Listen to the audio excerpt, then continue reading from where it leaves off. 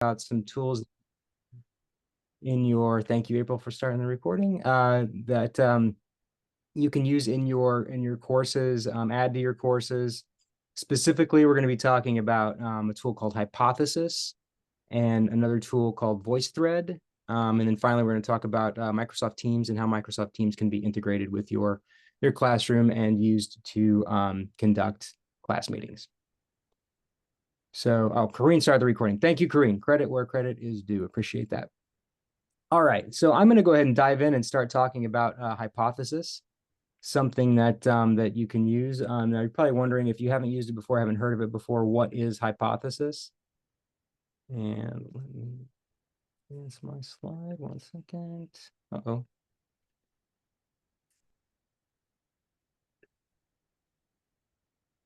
Hang on.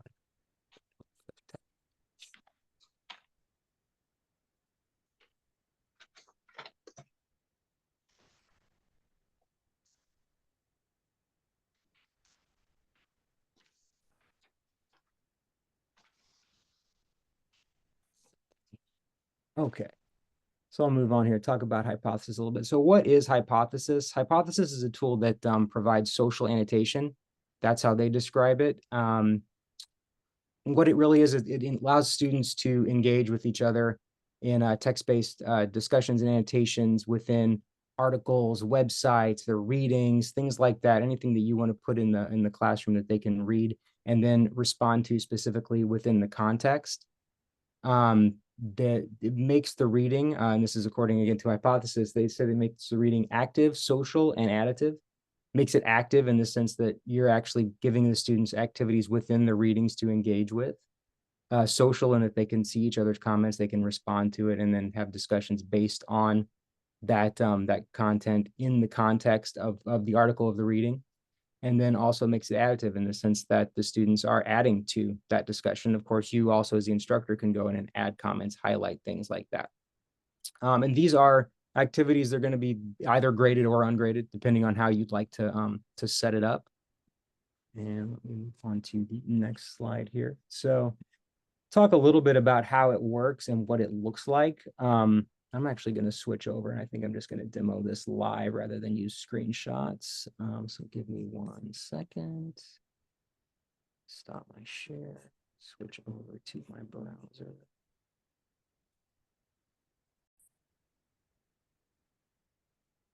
So here we've got a couple of links that I've got. I've already built these, and I'll show you how to get these built in later, but here's a link to a Hypothesis assignment in a course. I'm just going to click that, and it will open up. I've already added some stuff to this. Actually, I think it's in the other course, but here you can see this is an article that I've added in from the tool that students can go in. And let me just show you now, if I click over to the other course, what it looks like when the students have participated and engaged with it. So yeah, so students have, you can see there's comments here, and the students are working with that. There's a highlight there of a student has made a comment. And then also another student has commented, there's replies, there's, see, this is the level of integration with in terms of the social aspect of it, talking to each other, replying to their comments.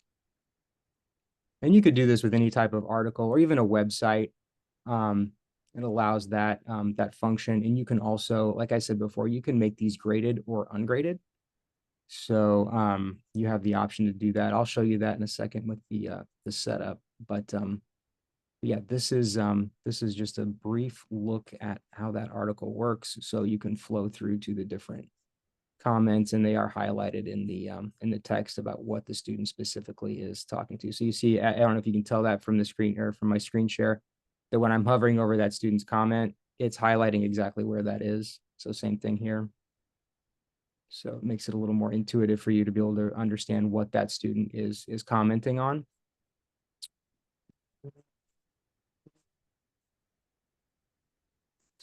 So just briefly show you this, how to get this set up. And I should mention too that this is also very user-friendly for students.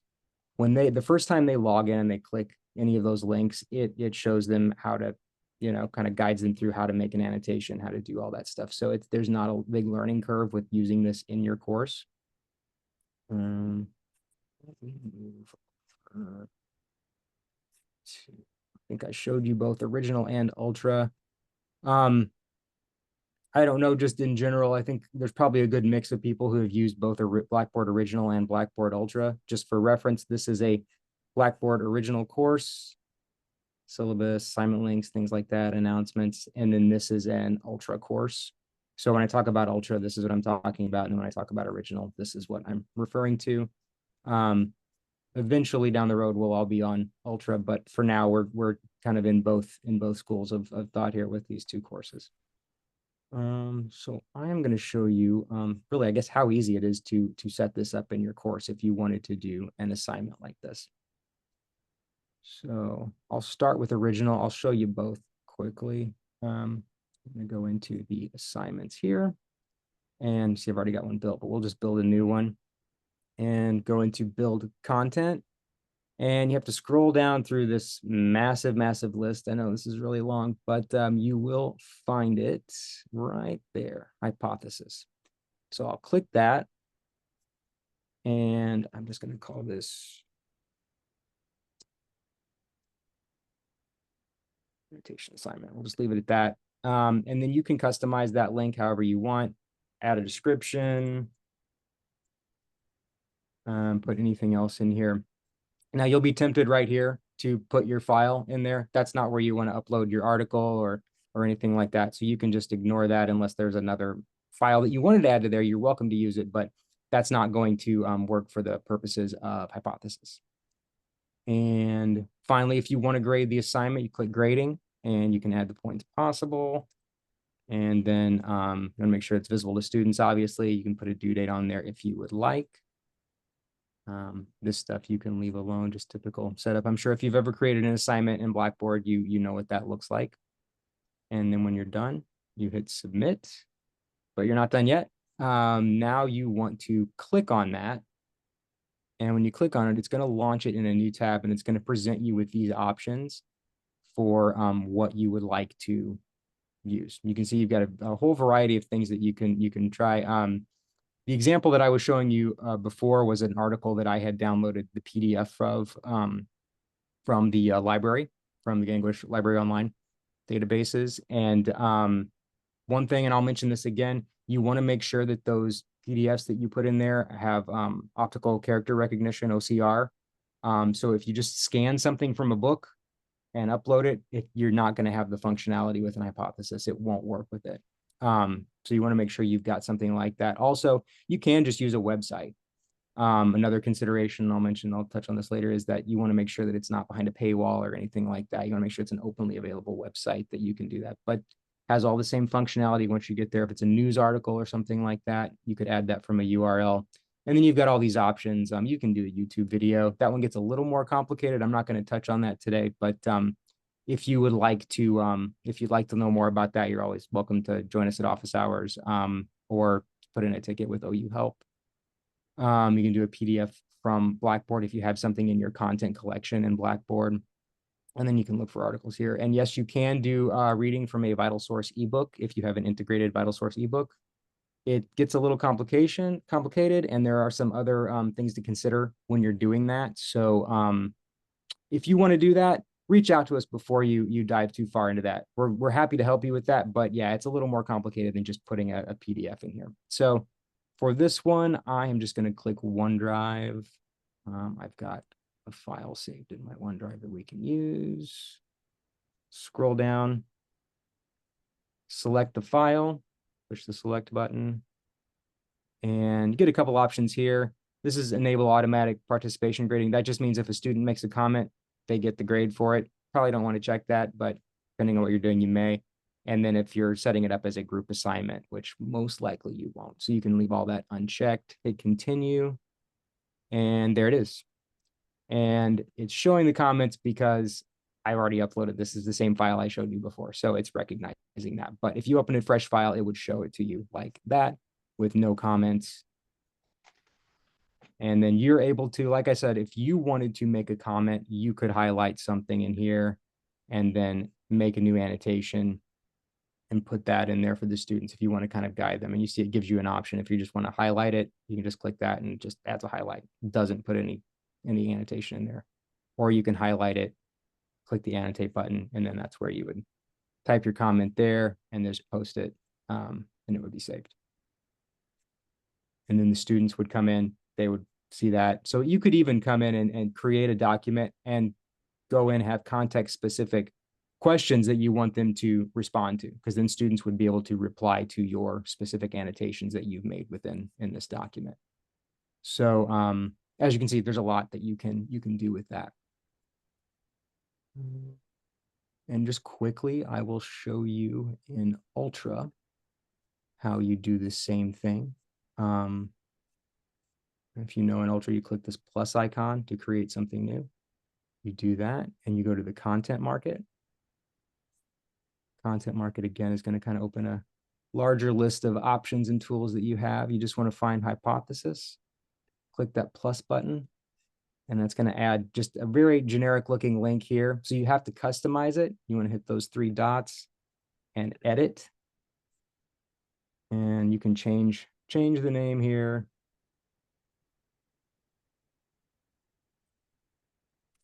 As you see fit. You want to make sure it's visible to students, obviously. And then allow class conversations means there's going to be like a discussion forum about it that they can talk about. And for an assignment like this, you probably don't want to do that at all because you want them talking within the actual annotation assignment itself. And then obviously create gradebook. That's going to put points and a due date on there. So you can customize that however you'd like. You can put an assignment category on it if you want. I just put assignment and then check other options. If you've created an assignment in Ultra, you've seen this before, you know what it looks like. And then you can put a description here that will show in Blackboard. If you want to give students any kind of guidance before they click the hypothesis link, you can put that there and then just click save. And you can see now my link made a typo, but it's been modified. So if I click that, now that I've modified that link, it's going to give me this screen that we saw before where I can select the document, the file that I want to use for this annotation assignment. I won't walk you through those steps again here since we've already done that, but those are the two ways to do it. And we do have links in the slides that you'll get later to hypothesis pages that show you specifically the steps. They have videos and everything on how exactly to do that if you want to go back and review that for yourself. One thing I did want to show you though too in hypothesis, if you are doing a graded assignment, you've got some navigation tools as the instructor here where you can look at students, you can go to specific students, and then you can enter the grades here. See, option to select specific students. Yeah, there we go. That was my other assignment. So here we go. I can select a student here, and then I can put their score in there like that, and that will sync with Blackboard. Jason, I'll just jump in here and say that little paper icon right next to it is for comments. And those also sync over to Blackboard. Right next to the number, to the right of the number.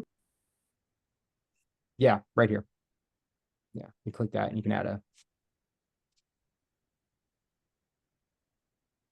something like that. And then, yeah, you can submit the grade from there. You can submit the grade from there.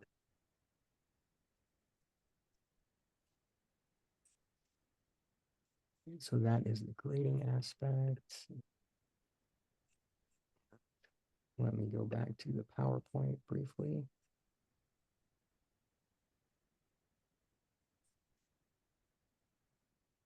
I think we have covered everything. Yes. Got it? Okay.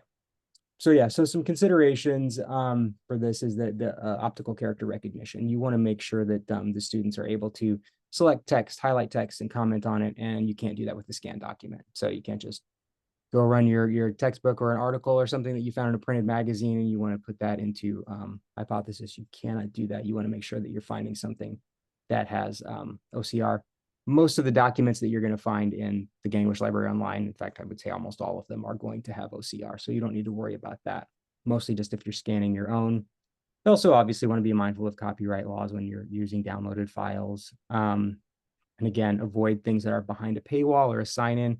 That just makes things complicated, a little tricky. And then again, one thing with Ultra is, and you've probably seen this if you worked in Ultras, you just want to make sure that it's visible to students. Right underneath the title of the assignment, it's going to say visible to students, not visible to students, and it's just a drop down that you can toggle back and forth. So just make sure you've got that setting checked, because by default it goes to not visible to students. And yeah, that is it for Hypothesis. And just again, if you have any questions about Hypothesis, want to see how to use it, want some help getting it into your course, feel free to join us at office hours Wednesday and Friday every week at 3 p.m. Central, from 3 to 4 Central. And or you can just put in a know you help ticket, and we'll be happy to reach out to you directly that way too. And with that, I will turn it over to April to talk about VoiceThread. Actually, Jason, we've got a couple questions that Oh, maybe sure, we should address while they're fresh. Sure. They're in the chat. Looks like the first one was with participation grading, will the student know that going into it if they are not told? So I don't know. Does it tell students that it is participation grading, or do you need to tell them that? Yeah, that's something you'll probably have to tell them that. You can set that up obviously in the assignment description. I kind of glazed over that with just putting the word description in there, but you can put whatever you want in there. Tell them your exact expectations and how you expect them to use it, and what they'll be graded on, and how they should engage with it. Does that answer the question? I think that was Russ's question. Not quite. What I was getting at is I like to do a handful of participation type things, but I don't necessarily like to tell them that it's a participation like thing, so that they go into it not knowing that they're going to get something, even if they put the word great and then they get full participation. Now I could go back and, edit it after the fact, but they go into it thinking they have to do some substantial comments of some sort. So what I was worried about is that if there's a little flag that says participation grading only, or if they go into it and, maybe if they accidentally went out of it, they find, oh, I got full credit for doing nothing. Well, that's probably where that option to give full participation just for being active in the discussion would come into play. I would say don't check that. I'm not sure if they see that's the setting, if that setting is turned on or not. But as soon as they comment something and they save it, they'll see that they got full credit for it. So that aspect of it, yeah, I would say turn the auto grading off. Yeah, anything that you want to add in the description that would kind of frame it for them a little better would be helpful as well. I put a couple things in the chat, Russ, in response to your question. I put the link to Hypothesis website, and then in that it says that you can retroactively add the participation grading. So you could set it up to be just graded, and so students would think, they wouldn't know any different. And then you could go and turn the participation grading on afterwards. So that's how I would tell you to set that up. That's good. And it says even if they've already commented, that will still work. So that's cool. That's a quick catch-all then for your grading. If you do just want to give whoever participated points, just do it retroactively, and there you go, you're done. We had one other question. It was, does Hypothesis allow for upload from the local computer? Not in the sense that you're probably asking, where you would just directly upload a file, select something from your drive. No, you want to put it in OneDrive, you want to put it in, or Google Drive even. Like you saw, the list of options there are pretty extensive, and things that I'm sure everybody's familiar with. You can also put the file in the content collection of Blackboard, and then select it from there. And then also on that screen where you have the options of the sources, it also tells you what types of files you can add. Most of them will say PDF. So yeah, the short answer to that is no, you can't do it, but yeah, you can upload a file, but you just can't do it directly from your hard drive. Are there any other Hypothesis questions? This isn't a question, but I just wanted to add a little bit more color commentary. We would recommend that you put it not in Google, but in your SharePoint space. Is that true, Jason and April? Does it work well from SharePoint? So keeping the document in an Autumn University location, is that important? I don't know. It's probably recommended. You can put it in your Blackboard course. And that might be, you know, if you don't want to use OneDrive, that would be what I would tell you the best place to put it would be. Yeah. And the other thing Oh, go ahead, Green. the other thing I wanted to mention is that annotations can be quite robust.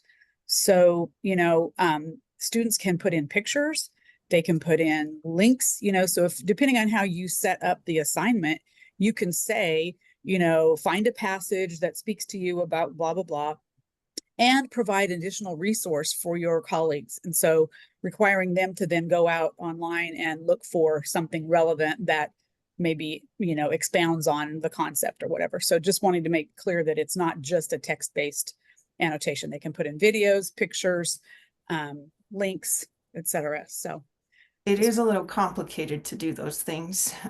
I'll find the documentation that shows you how to do that.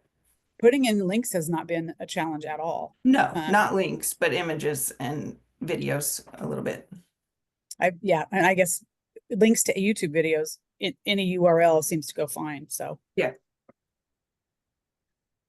Well, and basically with a picture, you have to get the link from a website. You have to copy the image link and put it in there. Okay, it looks like we got one other question. How does it work with YouTube documentaries? Where do the comments appear? We had an assignment in a course that used a video one time. I think, I'm trying to remember how that worked. We changed it because students were very confused by it. I'm not sure I would recommend it with videos. I think VoiceThread, which is the next thing we're going to talk about, might be a better option for videos. Yeah, I would agree with that as well. Yeah. That's a nice segue, maybe. Are there any other lingering hypothesis questions before we go into VoiceThread? Okay, well, if something comes up, you can put it in the chat and we'll respond to it at the end. Okay. I asked a question, sorry, in the chat. About the videos? Yes. So I would not recommend hypothesis for videos. I would recommend VoiceThread because it allows you to students to put comments at a particular timestamp, whereas hypothesis, I think it's a little bit confusing for students. I understand. Thank you. Okay. Are you seeing PowerPoint? I hope. Okay. So VoiceThread is the next tool that we're going to talk about, and VoiceThread is an interactive video and audio tool that you know, can be used for discussions or presentations or a variety of applications in your class. So you know, you as the instructor can present video or audio content for your students through VoiceThread and have them ask questions or comment on that content. You can facilitate an asynchronous discussion using audio or video, kind of like a discussion board, but a little bit more interactive because they're able to share their voice or their webcam video. You can facilitate your students recording narrated presentations that could just be turned into you, or they could be shared with the entire class. And all of these things can be set up so that they can be graded and the grades will transfer automatically to Blackboard's gradebook. So, and none of this requires your students to install software on their computer. It's browser-based, or there is a mobile app if they have a tablet or a mobile phone that they want to use to participate. So there's three types of assignments that you can set up in VoiceThread, but I'm only really going to talk about two of them because the third one is a watch assignment, which you can't prove that the student actually watched it. Basically, it's just saying the video played completely. Whether or not they were paying attention, it cannot measure that. So we don't use the watch assignment type. So I'm going to talk about the other two types. The first one is a comment assignment. This is one where you could have a discussion like a discussion board, but students can record video or audio to respond to that prompt. So on the screen, I've got a screenshot of an introduction kind of icebreaker activity where students are told to introduce themselves to the class and, share a little bit about themselves. And so the students have recorded their voice introducing themselves to their classmates, and they can respond to one another and, welcome each other in the class. That could also be content based as well. There are several different types of comments that students can use in VoiceThread. I've mentioned audio and video, but they can also use text. So if they want to just type a response, or maybe they don't have a microphone or something, or they need to provide like a URL to a reference or a resource, they could do that. They can record audio as long as they have a microphone on their device. They can use video, which does require a webcam, or they can use the mobile app and use their phone's built-in camera and microphone. And they can also pre-record a video or audio file in Zoom or another program and upload that to the VoiceThread assignment. There's one other option that for some reason isn't displaying in my screenshot. I'm not sure I had the checkbox checked, but if a student doesn't have a microphone that they can use on their computer, they can also have the option to call in. They actually put in their phone number into VoiceThread, it calls them, and they can record their comment from a cell phone or even a landline if they live in a rural area that has spotty cell phone service. So some ways you could use comment assignments in your class could be for icebreaker activities like I showed on the first slide. You could use it for like a syllabus overview where you upload, because you can upload PDF files to VoiceThread. You could upload your syllabus. You could then record yourself explaining things about the class, your expectations, things like that, and even ask your students to comment or ask questions on that VoiceThread. You could have an asynchronous video or audio discussion. And, in a face-to-face class, you might think, I won't need that. But maybe, that could be a way for students to participate if they were absent, or maybe there's a snow day and you want to have an activity for them to do from home. So that's an option.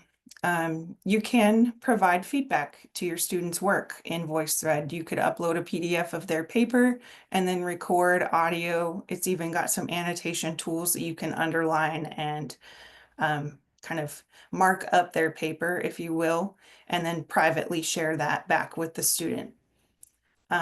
You could use it for flipped classroom content, record a brief lecture or a video about content, and then have students watch that and provide feedback or ask questions about the content in VoiceThread.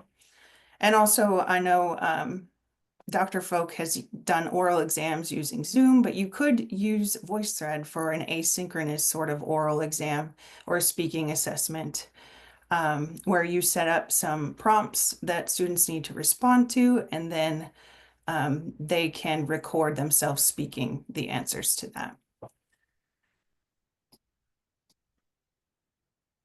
The second type of assignment that you could use in VoiceThread that can be graded is a create assignment. That's what it's called in the system. And this is just a narrated presentation, basically.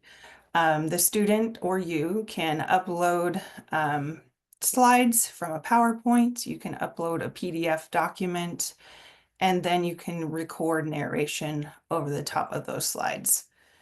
And if you wish, it can be shared with the entire class, and you can ask them to comment or ask questions of their peers' presentations. So obviously this could be a narrated presentation that maybe you don't have enough class time to have students do that in class live in front of their peers, but you could have them record it in VoiceThread and watch their peers' presentations outside of class as an assignment. You could also use it for like audio journals or a vlog, having students respond to some question, like a question or a reaction to the content, and that could be a private assignment where only you view it. So I'm going to just use screenshots to show you how to build VoiceThread in Blackboard. I will show both the original version of Blackboard and the Ultra version, but basically once you get the link in the course, the setup's the same for both of them. And the create or the, not the, I'm going to show more of the create assignment today. The comment assignment's a little bit more complicated, takes a lot more steps. And so if you need additional help with that, we would love to help you with that during office hours, or if you submit a OU help ticket. And I'll also give you some documentation from their website to kind of walk you through the steps. So in Blackboard, kind of like with Hypothesis that Jason showed you, you're going to navigate to the content area in your course where you want the VoiceThread assignment to live. You'll use the Build Content menu and then scroll down the massive list of tools until you find VoiceThread. It is above Hypothesis on the list, so you don't have to scroll quite as far, but you'll select VoiceThread. And in Ultra, to get that link, you would click the purple plus sign, select Content Market, and then VoiceThread's at the very, very bottom of this big list of tools, and you would click the little plus sign. I'm not sure why my screenshot does not have this on VoiceThread, but you would click the plus sign on VoiceThread to add it to your course. So that's kind of how you get the link in your course. And then after you have the link, the steps are exactly the same, no matter what version of Blackboard you're using. It's going to open up a screen of activity types. And so the assignment builder is how you would build a graded activity. But you have some other options as well. You can link to an individual VoiceThread. Say you recorded some content, a lecture, a video about something in your course. You could provide your students with a link to that VoiceThread without it being graded. You also can provide ways for students to get to VoiceThread a different way. There's an option to provide a course view, and what this does is you can actually create VoiceThreads, share them with your class, and then all of those VoiceThreads will display in the course view rather than creating individual links to them. The last option is a way that you can get your students access to their VoiceThread account so that they could create a VoiceThread that's not part of an assignment. Maybe they're collaborating in a group and they're going to create a presentation together. That might be a way they could do that. And they can also see any other VoiceThreads that they've created in their account, their entire, academic history at Ottawa, if they've used it in other courses. So for a graded assignment, we're going to click Assignment Builder. That's going to take you, and then you'll click Continue at the bottom of the page. This is the workflow every time. And that's going to open up the 3 assignment types that I talked about at the beginning, and we'll just focus on these top 2. You can choose Create, which is what I'm going to show today, or Comment if you're wanting more of a audio or video discussion. This Reconnect Previous Assignment is a way that you can have a second link to an assignment that you've already created. I can't think of why you might want to do that. One example is maybe you have created a content area in your course called VoiceThread, and you have the VoiceThread assignment there, but then maybe your students are having trouble finding it and you want to put it in the assignments menu. So you could use that. So once I click on the Create Assignment type and click Continue, it's going to open up the assignment settings. Like I said, the create assignments are the most simple. all that you need to put in is the assignment name, any instructions that you want to provide your students. This is a plain text box, so there's no formatting in this box. And so you may want to provide your directions in a separate file or a separate item in Blackboard. But you can put some directions here. And then if you wanted to show a message to your students after they've submitted, for instance, if you are wanting them to comment on their peers' presentations, maybe you want to put a reminder there of like, after you submit, be sure to check out your peers' presentations and comment on 2 or 3 of them. And then if you scroll, if you scroll down a little bit on this page, there's a place to put the number of points that you want the assignment to be worth. And then once you've filled out all of those settings, you would just click publish, and that's going to create the link in your course. This is a view of the grading in VoiceThread. So with those graded assignments, you, instead of going to the grade book, would want to go to the link where your students have submitted their work. You would click on the link in the course, and it's going to look like this for you as the instructor. Over on the right or on the left, you can view the assignment content again if you just kind of want to refresh your memory of what they were doing, what the prompt was, and then what your assignment settings were, how many comments or things were required. And then on the left is where you will do your grading. So I've got a list of students in a class, and you can see it tells you if they have submitted the assignment, if it was submitted late, if you entered a due date into the system, or if they've started it, or if they haven't even opened the assignment.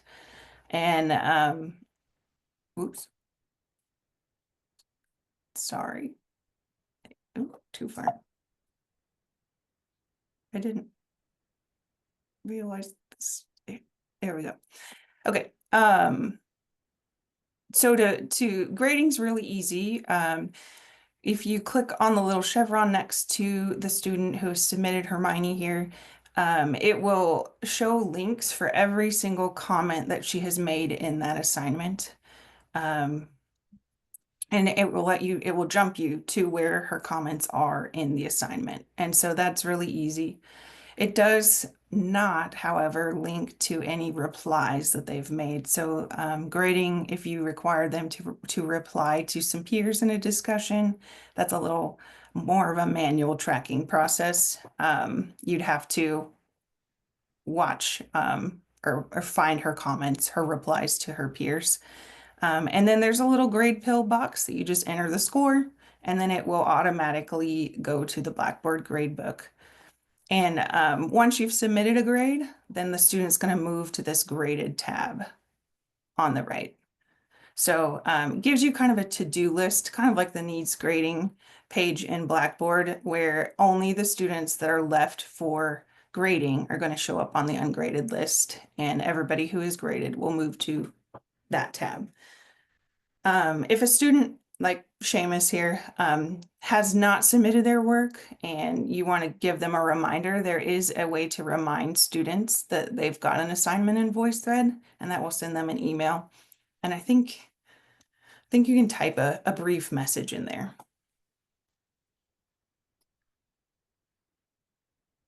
So a couple of considerations with VoiceThread. Assignments that are graded in VoiceThread will automatically transfer to the Blackboard gradebook. It may take it a little bit for it to sync. So if you've done grading and you're not seeing those grades, or your students are saying they're not seeing the scores, give it 30 minutes to an hour to catch up, and hopefully they will be there very soon. And if you want to give students some feedback that you don't want the rest of the class to see, you can use a private reply and record audio, video, or just type that feedback to the student, and they'll be the only ones that can see that. So there's just a couple of things like Blackboard rubrics don't work with VoiceThread assignments. There are ways you could upload a rubric to VoiceThread and give students some a private reply with that feedback. But unfortunately, the Blackboard rubric doesn't work. And this is sort of a workaround. There's no comment box that goes to the Blackboard gradebook. You would need to use a private reply. I guess I'll pause there for a second. Are there any questions about VoiceThread? I can't see the chat right now. Now I can.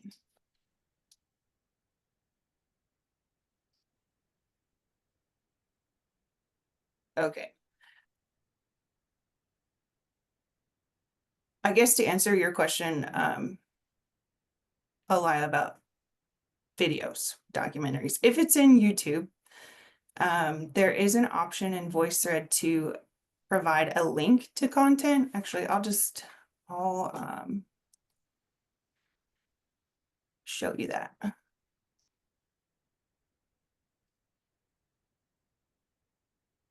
My browser's on my other screen, so sorry I'm not looking at the camera, but if I build a VoiceThread assignment in here, whoops.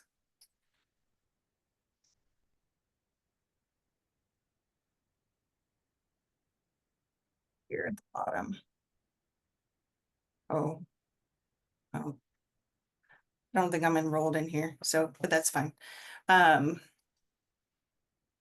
So you can enter a URL. So if I had a YouTube video, I've got some examples. Let's just do like,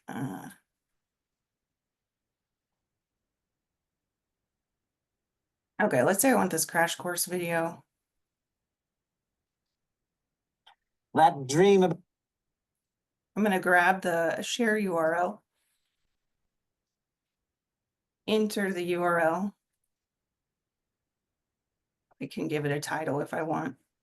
And it may take, if the video is long, it may take a little bit of time to process, but it will actually upload that video to VoiceThread. And then you could share that with students. This could be maybe a comment assignment where you could make a comment on here. And I believe when you play the video, if I would make a comment here, I'm just going to do a text. Then yeah, that comment is going to display to you and the rest of the class at the point in the video where you made that comment. So that's why I think this is a better way to have students interact with a video than Hypothesis, because this will actually let them watch the video and make time-stamped comments on that video. And they can reply to one another as well.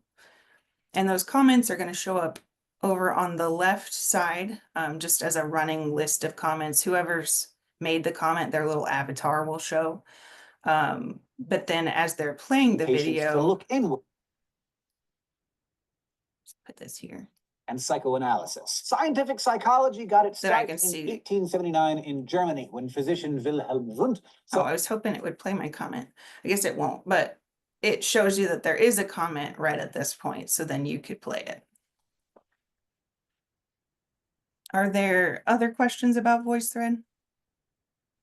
Yeah, you have, I noticed it shows an in progress status. In assignments in Blackboard, if a student accidentally opens that up and closes and doesn't do anything with it, it's just left in the gradebook as an in progress status. And I've had to go in and delete that attempt in order for students to be able to access it again. Does this system allow you to, or does it lock that in progress if a student opens that and never actually saves it or does anything with it? They should be able to go back in and continue to work on their assignment. So it doesn't lock them out after any given amount of time? No. Okay. This is Corrine again. There might be some confusion, Clarence, on the students can go back into any assignment. They're not locked out. Even if they start it, you should not have to when it- delete their attempt. When In it says fact, in progress? they Yeah. just need to go back in and keep working on it. It's just in draft mode, basically. So we strongly discourage anyone from deleting any attempts ever in Blackboard, because that's the record, that's the history of what happened. And if there's Right. ever any kind of complaint, people can say, well, I submitted something and you deleted it. So I would say, just tell them to go back in. There's a way to just keep going. They just need to follow the steps. It's, Okay. Yeah. Thank you. they don't ever get locked out. Yeah. Any other questions about VoiceThread? Seeing none. If something comes to mind, as we're talking about Teams, you can always put it in the chat or ask it at the end. All right, I'm going to share the PowerPoint again. And we're going to talk a little bit about Microsoft Teams. So Microsoft Teams, I will say probably several of you may have Zoom Pro accounts from Ottawa University, and there's some overlap with what you can do with Zoom and Microsoft Teams. So if you're happy with what you're currently using, Microsoft Teams may not be something you're interested in trying. But if you don't have a pro account, or you want students to be able to have video conferencing meetings, say like with a group assignment, and you don't want to have to set up Zoom links for them, then they could use Teams and have, premium access to create meetings and meet as long as they need to work on an assignment together. Some ideas of ways you could use Teams in your classroom is virtual class meetings. You can use it just like Zoom and have a video conference meeting with your class. Maybe it's a Q&A session or something like that. You could host virtual office hours in Teams, and that could look a couple of different ways. It could just be that you're available to hop on a meeting with a student if they message you on Teams. Or it could be that you have a meeting open just for a certain period of time and your camera and microphone's off until one of your students shows up to ask a question. You could use it for group projects and have your students use Teams to collaborate. They can share files in a chat stream. They can create, they can have meetings with their group. There's many tools that they can use in there to collaborate. Or you could have your students use it to record an individual presentation or a group presentation with other students. And the benefit to that is that the recordings live in OneDrive, basically, or SharePoint. And so they can share a link with you or even the class in a discussion board in Blackboard, or just in the team chat. If you've got a class chat in Teams, then everybody will be able to watch it if they have an Ottawa University email account. So those are some ideas of ways you could use Teams. But like I said, if you are already using a different tool like Zoom and you're happy with it, then you don't have to use Teams. I took a couple of screenshots of, or well, I got these online, but just of the interface of Teams. So this particular screenshot is sort of showing if you were to have a chat group with your class. Over on the left side, it's all of your menu options. You can chat with anybody at Ottawa University, even your students. You can participate in a team, which is like a group space. And Jason's going to show in Blackboard Ultra, there's an integration that will create a team for your class there. There's a calendar. You can start meetings from the calendar. You can schedule meetings from the calendar in there, and so on.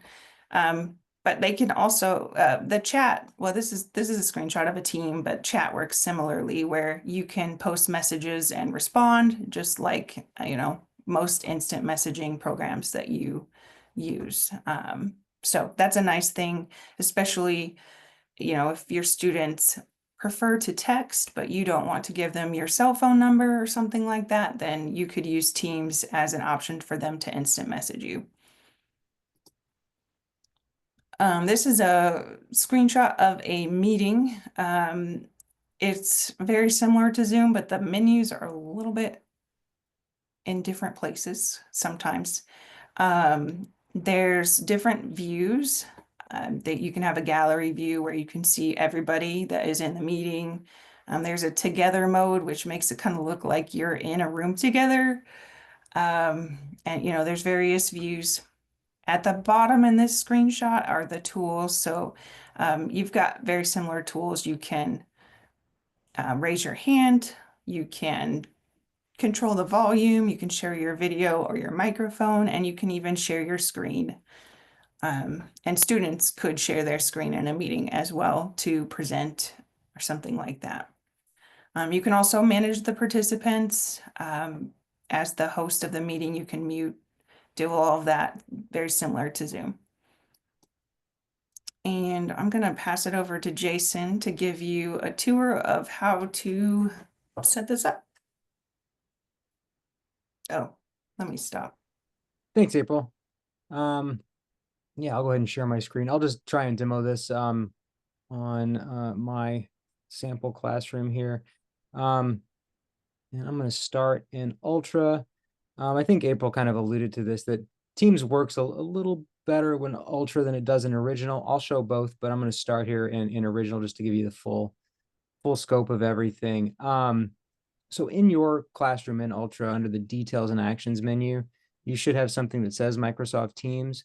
By default, when you first go in there, it's going to say Enable Microsoft Teams.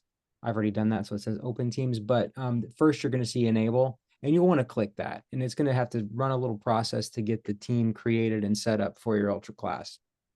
And once it's done, you may have to refresh your screen to get this Open Teams here, but you have a little drop down there where you can select either Open Microsoft Teams Meetings or Open Microsoft Teams Classes. This one will take you to where you can set up a meeting for the class. And then this one just takes you into that team space that that April showed. So let me I'll click on that briefly here, and it's going to launch the LTI and then take you here. Now, when you've created this class, it's going to say that the class isn't activated. And that is just so you have a chance to go in and kind of set things up the way that you want before students can get in there. So I'm going to click open. And when I do that, let's see, is it going to try and open my Teams? I'm going to see if I hit cancel, if it will use the web app. There we go. And you can use the desktop app. I'll show you how to get to that here in a second as well. But yeah, so here is the Teams for the classroom, and you can see it says activate the class when you're ready to let your, well, for me it says one student because that's all that's in my class, my sample class, but you'll see all of that. So if you need to set up anything in your team space, you can do that here, but once you're ready, you just hit the activate. And of course it'll give you a warning, activate, and let you know that your team space is now active. So from there, you can, again, start talking to your team, set up new channels and things like that. Let me go back to Ultra though and show you the other side of that, the meeting side. Close this.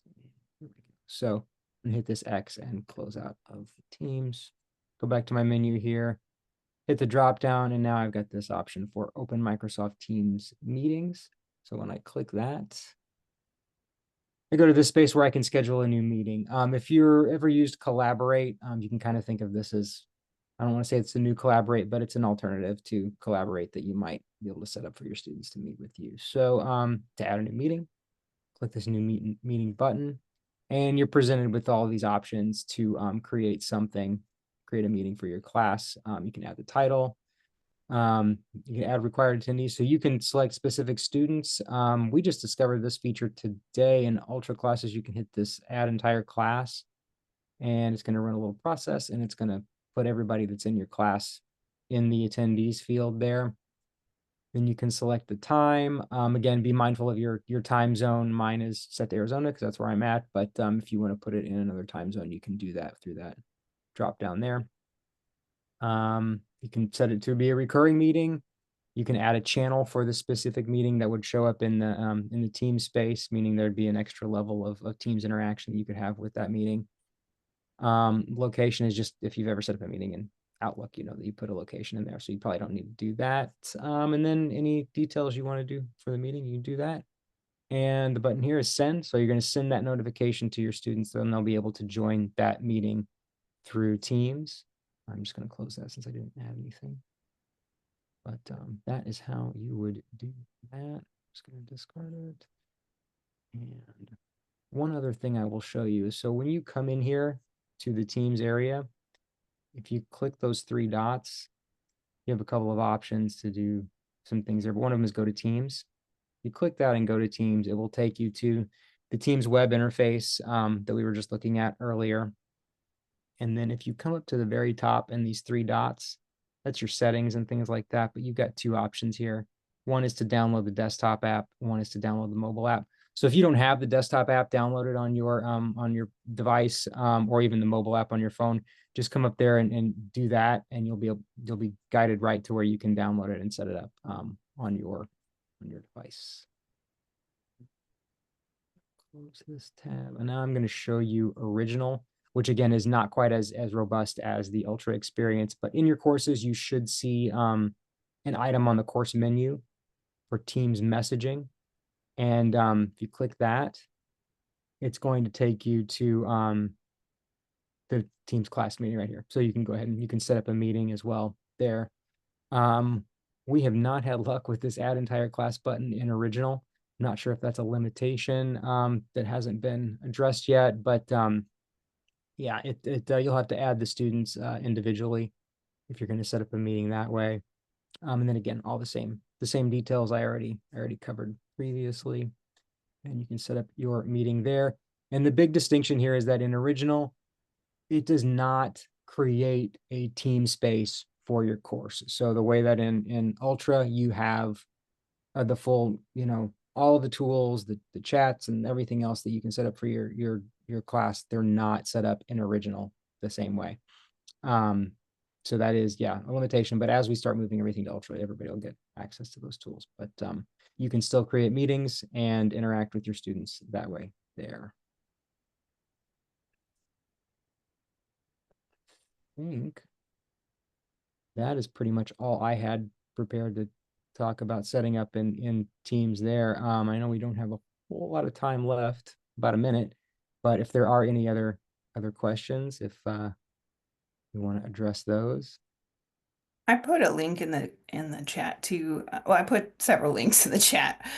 We've got some help documentation for all the tools that we've talked about today. But there's also just from your Teams interface, you can start an instant meeting and you'll get a link that you could share with your students in an announcement. Now that link is open. Anybody who has the link will be able to, join that meeting if they're in Ottawa, but that would be a quick way to start a meeting as well. I also forgot to mention that, oh no, now I've forgotten what I was going to say. Okay, forget that last one. There's something I was going to say and I forgot. I don't know, April, if we touched on too that, like, we have these. Oh, go ahead. You've got it. Announcements. That's what I was going to say. We would recommend that you continue to use Blackboard announcements instead of Teams. You could post your announcement content in Blackboard and in Teams if you want, but I, at least in teaching online as little as I have, I've not had good luck of students looking at what I've posted in Teams. So we would advise you to continue to use Blackboard announcements for any, important messages you have for your class, but Teams could be another communication channel that you could offer to your class. What were you saying, Jason? I'm sorry. That is what I was going to say. Yeah. I know we talked about that before the meeting, so I just wanted to make sure we mentioned it. And then I put the slide up with some of these resources. I don't know, you probably can't click on these in Zoom, but then when we send those slides out, when you get the slides, you'll have access to those hyperlinks, and you'll be able to access those resource pages.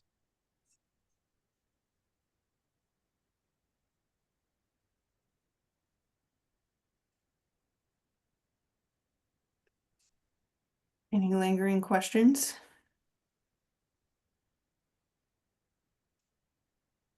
Hearing none, you all probably know where to find us. And that's a great April. time to mention office hours as well. Wednesday and Friday of every week from 3 to 4 p.m. Central. We are in our office hours space. I think April put a link to it in the chat. And we're happy to help you. If you want help setting up any of these things, have questions, you want to try something, have an idea, feel free to join us there. If you're not available during that time, you can always put in an OU help ticket, and we can set up a separate time to help you. But yeah, we are there every week. I'll be there later today if you need any help. You guys have the link to the evaluations. Can you post the link to the evaluations if you have it? Yes.